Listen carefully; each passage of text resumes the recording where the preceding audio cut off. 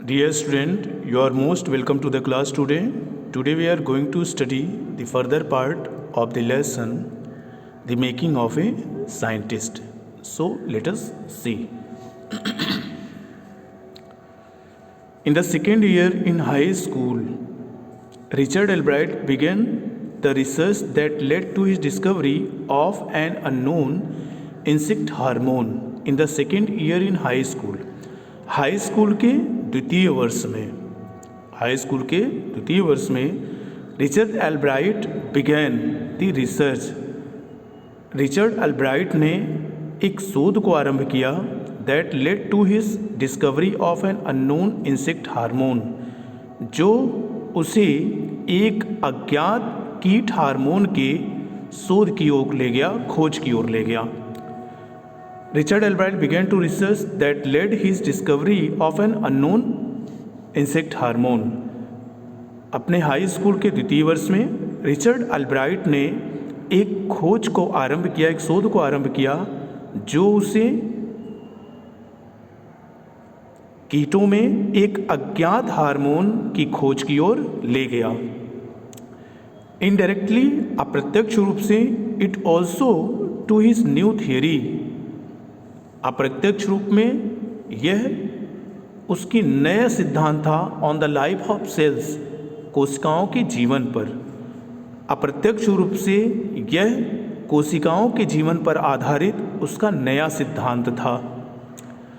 The question he try to answer was simple, जिस प्रश्न का वह उत्तर पाने का प्रयास कर रहा था वह सामान्य था, साधारण था।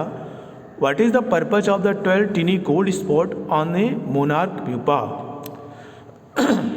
एक राजा प्यूपा के ऊपर पाए जाने वाले 12 छोटे धब्बों का क्या उद्देश्य है? व्हाट इज द पर्पज, क्या उद्देश्य है of the 12 tiny gold spot, 12 छोटे धब्बों का on a monarch pupa. Monarch था राजा प्यूपा पे। राजा प्यूपा के शरीर पर पाए जाने वाले 12 सुनहरे धब्बों का क्या रहस्य है, क्या उद्देश्य है? Everyone assumed the spots were just ornamental. प्रत्येक व्यक्ति ने यह मान लिया था द स्पॉट्स, कि वे धब्बे वेर जस्ट ऑर्नामेंटल, केवल सजावटी है।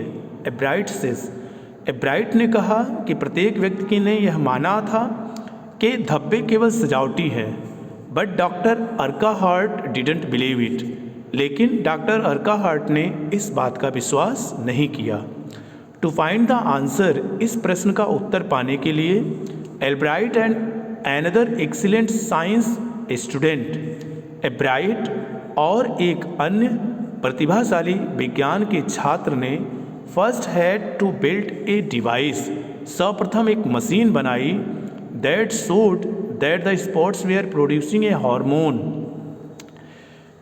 जिसने यह प्रदर्शित किया दैट की the spots were producing a hormone, कि ये धब्बे एक प्रकार के हार्मोन का स्राव करते हैं, necessary for the butterflies full development, जो तितलियों के पूर्ण विकास के लिए आवश्यक होता है।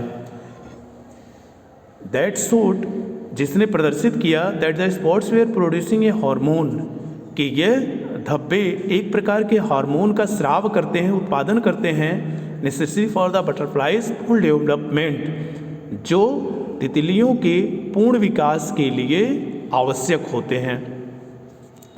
This project one Albright first place in the county fair, इस परियोजना में एल्ब्राइट को काउंटी मेले में प्रथम स्थान दिलाया, अर्थात इस परियोजना के कारण एल्ब्राइट को काउंटी फेयर में प्रथम स्थान प्राप्त हुआ।